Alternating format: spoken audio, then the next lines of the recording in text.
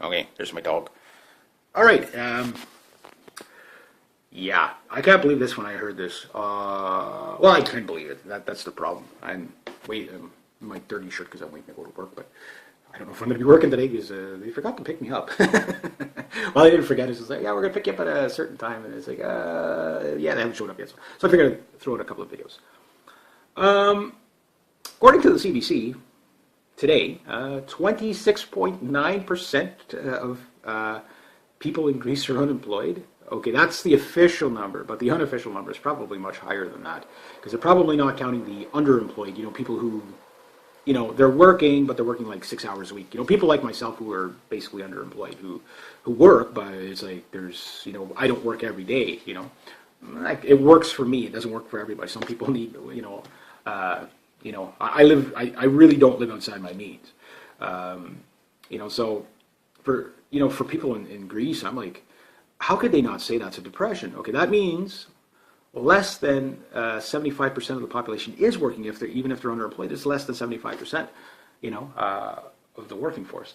And out of that, something like 50 or 60% of them are the youth. You really don't want that many unemployed youth. Unemployed older people is bad because they can't fend for themselves, but unemployed young people is a revolution waiting to idle hands make for devil's work, right?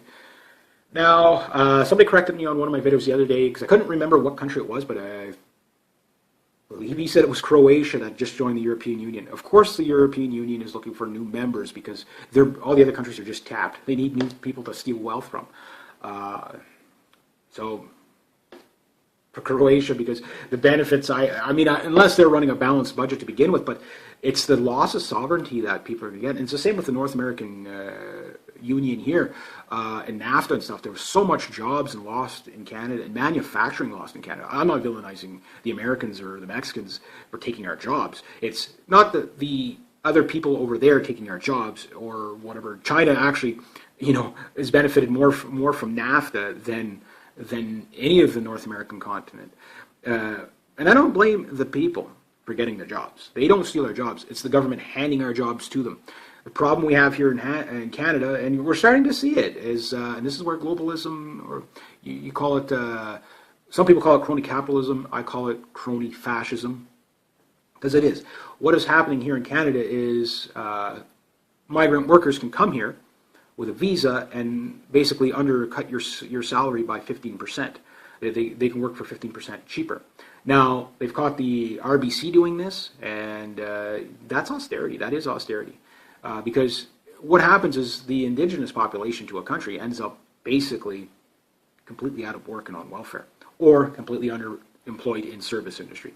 Right now, if Canada had to go it alone, we'd basically have to rebuild the country with our resources. With such a resource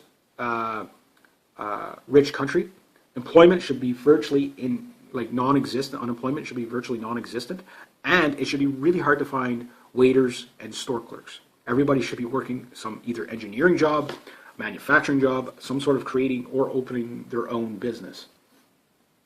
Cousin of mine, her and her fiance or boyfriend or husband, I'm not actually sure what their relationship is, but they've been together for quite a while, and they travel. He does a strange job, so to speak. He's a consultant. They travel everywhere, and they were just in France for vacation. Now, France's economy is not doing that well. Now, they were in Paris, and they liked it, and then they went to the southern end of France, not Bordeaux, but somewhere around there. And they were saying all they saw was like mom-and-pop shops everywhere. And he goes, Canada needs to do stuff like that. I said, Canada used to do stuff like that. I mean, even in my little town, there's one store, there's one business, and a garage. That's pretty much, and a lady who sells flowers. But years ago, there was the guy that would do the horseshoeing. There was the guy that would, pluck the chickens. There was there was all these little jobs, but they've been regulated away. And that's what's happening over Europe and stuff like that. Now, one thing in Italy, for example, they have, lemon orchards that are 300 years old in the same family, and now that's being taken away. Well, this is coming back to here, Coca-Cola, and I think it was Hamilton or Sarnia, I can't remember which plant it was. They went on strike. Okay, they went on strike. Okay, and what they did is they said, what the hell with you guys? We're just going to do some insourcing. Outsourcing and insourcing will destroy your country. your country's wealth very, very quickly. And that's what they're going to do. And now, I'm not a union fan. In a country with good labor laws, you don't need unions. But when you look at it, why these people are striking, well, the CEOs are getting billions of dollars, millions and billions of dollars. They can spread the wealth. This is why you need good labor laws, a profit-sharing law, where every company has to take 1% of their profits, after all expenses paid, after all taxes, take 1% of the profits or more. Take half of that, give it back to the employees as a dividend check. Take one half of it, put it towards their own healthcare, not everybody else's, and take the other half, put it towards their retirement. The other 2/4 of it they cannot touch. The other half they get back as a check. So it plans for the future. It takes some relief off the government, and so the government doesn't have to supplement healthcare and retirement as much. Means more for everybody, lower taxation. Plus, it doesn't cut into the bottom line of any corporation, and they can expand. But most important, it's a cascading effect of money coming down to the little guy. And you don't need a union to do this, just good labor laws. And everybody in the country will benefit from that. But that's not what we're doing. And the result of it, well, people here are losing. I mean, we're talking like in the tens of thousands of people at a time across the country losing stuff like that. So yes, they're employed, but they're underemployed. And people that have maybe the same skill level are coming here, but even them, it's not fair. I think if you bring an immigrant here to take somebody's job, you should have to pay them 15% more than the person normally here. You're saying, yeah, but then nobody would hire anybody from over there. Not necessarily true. What it would mean is you would take care of your own here first, but if you could not fill the position and you did bring somebody else over here, they would make enough so if they are sending money back home for their families, that they could actually do that. And you're only going to bring in people you need, not just, okay, well, we don't have enough people at Tim Hortons, so we're going to bring in some skilled labor. Tim Hortons is not skilled labor. I'm sorry if you work at Tim Hortons. Great coffee. But you're not skilled. It's a coffee. Okay, yes, I have a problem with the coffee machine here because I don't drink coffee and I don't know how it works.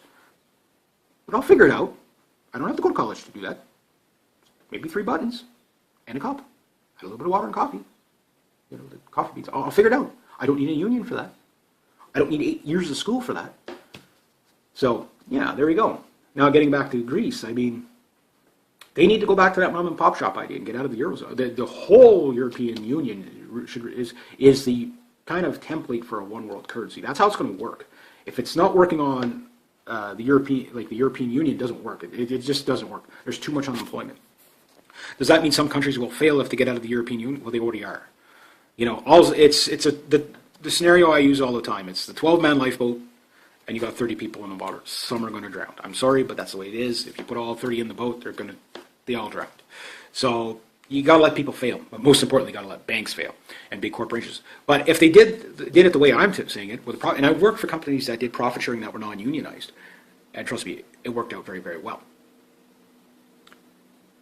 So when you look at it like that, geez, that fridge is loud. It's a newer fridge. Eh? When you look at it like that, employment in our countries, government needs to step out of the way on that, but they need to regulate it so that the money cascades down to the little guy. Because when people have money, they spend it. It's meant to be spent. But unfortunately, that's not what they're doing right now, and they should be doing it that way. Now, I had a cousin over the last weekend. I was talking to her, and she was talking about going to school, and she was taking something, and it was some sort of administration thing, and I said, oh, how you like that? She goes, oh, I quit because it wasn't what I thought it was. And there's a lot of college, like Gerald Celente says, degrees in worthlessness. And then she wanted to get into something else. I said, well, I didn't say it the way I should have said it, but what I should have said was, if you want to hunt buffalo, you got to where the buffalo are. I said, well, if you want to take something like that, you have to go to this place or this place or this place because that's where you're going to get jobs in that. I said, anything you take in college, make sure there's a job equivalent for it. That's why it's good to work from your way, from the outside in, saying, okay, well, this is what I'd like to be. What you got to take to get to that might be better. And how hard is it to get hired on? Like, there's some jobs that, like, for example, let's say you want to be a photographer, okay? The first thing you realize when you try to become a photographer is the only photographer that will hire you is you. You basically got to run your own business. You're talking about a self-business because there's no companies that hire photographers hardly at all. Even news don't hire photographers. In Ottawa, this is in Ottawa, the capital of Canada, okay? They have a handful of PR photographers for the government. That's it. Like, we're talking like 4, maybe 5 people that do, mind you, they get paid extremely well. But it's just a handful of people. So you need to think more business like, okay, how am I going to make this work? for myself. And I'm just using that as an example because it's something I have done. I have made a little bit of money with the photography. I make a little money doing other things. I guess right now this would be, another kind of occupation of mine is blogging the crap out of myself. It's like, blah, blah, blah, blah, motor mouth here. But it's very important. People need to start getting that kind of renaissance mode that, you know what, these big paying government jobs, they cost you the private sector jobs big time. And eventually those government jobs, again, I tell anybody that works in the government, start looking private sector for something stable, because when they get to your turn for austerity, it's going to be bad. And we see what happens in Greece and Spain and Italy, where the suicide rate's higher and everything, because people over the age of 45 can't find reemployment, and the people retired that lose everything, well, they obviously can't find reemployment, and the youth, they're so outraged and angry, and they're living on the streets, that's what austerity will get you. But the banks are making billions of dollars, corporations. So imagine if they only took 1% of that and had to give it back to the people. And I have the same things about public works. Like, for example, why are the oil sands here in Canada subsidized without giving dividend checks back to the people? Not just to a group of people, but to everybody. We all paid into it. We should all get something out of it, That would spread the wealth much better. And the thing is, even these elitists, they don't realize that that's how you grow your economy. This idea of a consumer-based economy or... the problem with the consumer-based economy or growth economy, which is retarded in the first place, is that you're totally reliant on everybody else's country to do well for your country to do well for imports and exports. You can't rely on imports and exports. That can only be icing on the cake. You need wealth inside your country, and you can only get that through entrepreneurship. You can only get that through people who start their own businesses. Some will fail, and you have to allow them. You cannot subsidize. Not even farms, you can't subsidize that. You can regulate stuff like that, but you cannot subsidize that stuff. A great thing I saw in Montreal. Again, I saw this on the CDC. This is an idea I've been talking about for a long time. I said, in this day and age with the technology we have, there's no reason why anybody should be starving to death. A guy went to the bank to get a loan to open a business. They told him no because they didn't think that this business would work. So he pooled together with friends, family, relatives, anybody that believed in this idea. And they did it, and he got a great business going. What did they do? They took a rooftop of a building and built a giant hydroponic garden on top of it, a big greenhouse, everything like that, but it's all hydroponics. And they feed, about 4,000 people a year off of it or something like that, or more. And I'm like, yeah, every city we should have forests of food, you start knocking down the price of food and day-to-day living, then you'll see, we should have guitar makers, my Dark Sword Armory swords, you see me toting on those things all the time. Canadian made, very proud of it. That's what you need. You don't need mass production. You don't need globalism. You need, you need community. That's what you need. And you need entrepreneurship.